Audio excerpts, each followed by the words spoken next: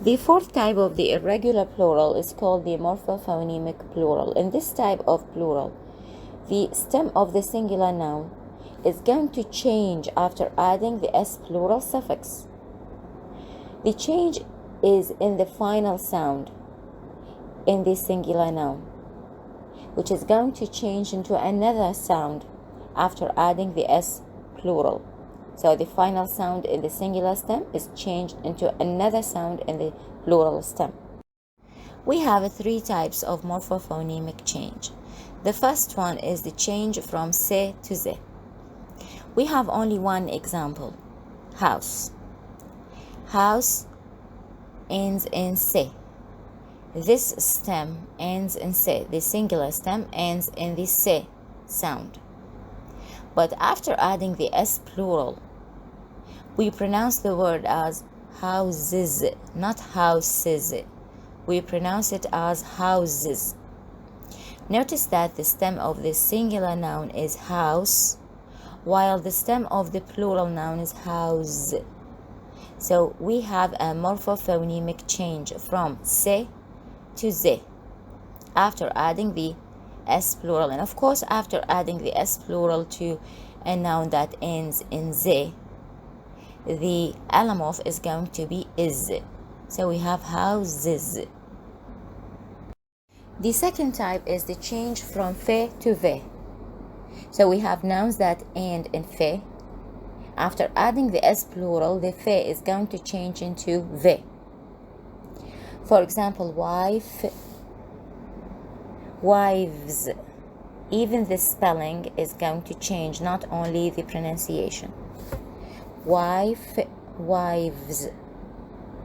Calf, calves.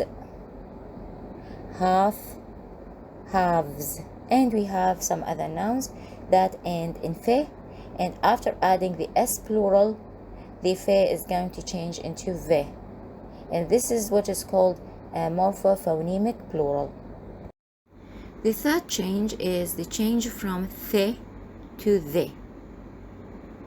Here we have nouns that end in the. After adding the s plural, the the is going to change into the. For example, mouth, mouth, it ends in the.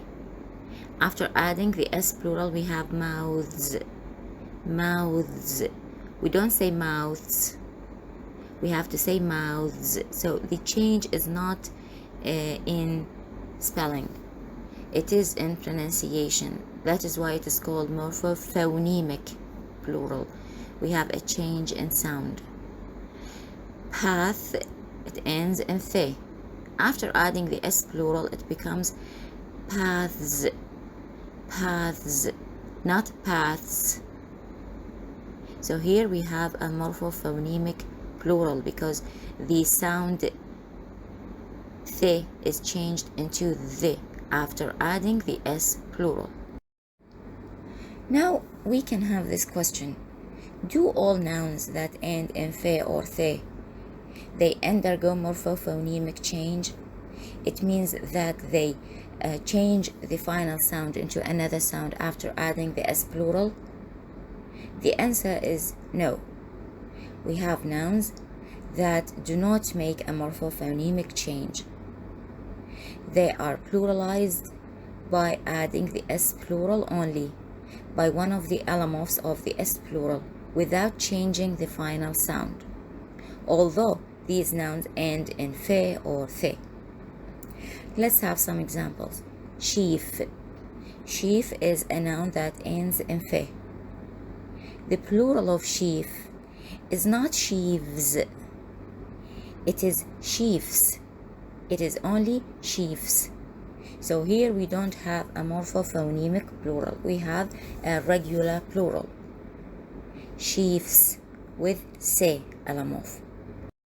Another word is chef. Chef, it ends in fe. But when we want to make it plural, we say chefs. We don't change the fe into ve. We simply put the s plural at the end of the singular noun to make it plural. So we have chef, chefs. grief, griefs.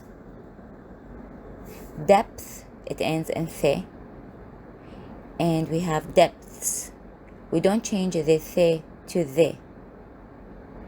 In both the singular form and the plural form, the final sound in the stem is the. So all of these nouns and some other nouns, they don't undergo morphophonemic change. They follow the regular plural. Just we add the S plural to these nouns to make them plural. In addition to that, few nouns have both forms of the plural, the regular plural and the morphophonemic plural. For example, the noun youth. Youth ends in the. We can make it plural in two ways. By following the regular plurals only by adding the S plural without changing the into another sound. So we say youths, or by saying youths, by changing the into the, then we pronounce the word as youths. Scarf also have two forms of plural. Either regular plural, so we have scarves without changing the into another sound. We simply add the S plural, so it is scarves. Or scarves, after changing the into the, and then we pronounce the word as scarves. It undergoes morphophonemic change, so here we have a morphophonemic plural. So for scarf, again, we have scarves, regular plural, and scarves, morphophonemic plural. And there are some other nouns that have both forms of plural, and they end in the or fe. The last type of plural is the foreign plural. From its name, it is the plural of the nouns that are borrowed from other languages into English. Now, these nouns, how do we pluralize them? How do we make them plural? There are three ways. Most of these nouns abandon their original plural system. They abandon their native plural system, and they follow the English plural system by adding S plural only. Some of them follow both systems, the native plural system, the original plural system, in addition to the English plural system. And few of them retain their own original system. They do not follow the English plural system. Let's have them one by one. Let's start with the first category, in which most of the foreign nouns follow the English system, the English plural system, by adding the S plural. For example, some of the Italian words, some of the Italian nouns that end with O are made plural by adding the English S plural, not the Italian I plural, by adding the I at the end of the singular nouns to make them plural. For example, the word soprano is a word that is borrowed from the Italian language into English. This word is made plural by adding S plural, sopranos. In the original language, in the Italian language, they make it plural by deleting the O and adding the I, so it becomes soprani. But in English, when it is borrowed into English, the only way to make it plural by adding the S plural, sopranos. The same is applied for piano, which is a word that is borrowed from the Italian language into English. This word is made plural only by adding the S plural, so it is pianos, not piani. Cello, cellos, casino, casinos, studio, studios, etc. In addition to that, some Spanish words also follow the English plural system, because it is similar to the Spanish system. For example, cafeteria, cafeterias, cigar, cigars, tornado, tornadoes, guitar, guitars, barbecue, barbecues. All of these nouns that are borrowed from the Spanish language are made plural by adding the S plural only. The second category includes nouns that follow both plurals, the native or the original plural and the English plural. So each one of these nouns have two forms, two plural forms, the native form and the English plural form, by adding the S plural. For example, the word concerto is pluralized by saying concerti or concertos. We have two plural forms, concerti or concertos. Both of them are acceptable because this noun can be made plural by following both systems, the native or the original system and the English plural system.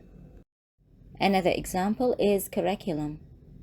Curriculum can be made plural by following the native plural system by saying curricula. We delete the UM and we add A, so it is curricula. Or by following the English system, the English plural system, by adding the S plural, so it is curriculums. We just add the S plural. So we have both plurals for curriculum, curricula and curriculums. Syllabus is another example. This word can be made plural by adding S plural according to the English plural system, so we say syllabuses, or syllabi by following the native or the original plural system. So we have syllabi or syllabuses. The last category includes a few borrowed nouns that follow the original or the native plural system only. They do not follow the English plural system. For example, the word alumna is made plural by following the native plural system. So the plural form of alumna is alumni.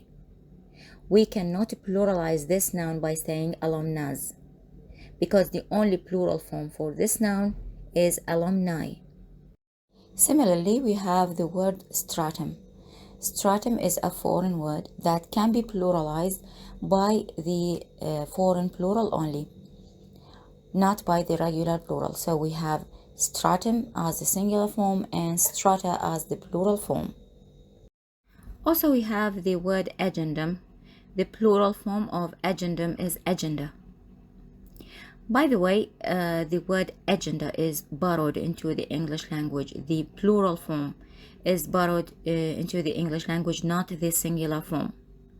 The word agenda is the plural form by following the native plural system, the original plural system, and it is borrowed as it is with its plural form. However, nowadays agenda is used as a singular noun in the English language, but originally in its native language it is a plural word. It is a plural noun, not a singular noun, but in the English language it is used as a singular noun. However, the singular form originally is agendum and the plural word is agenda.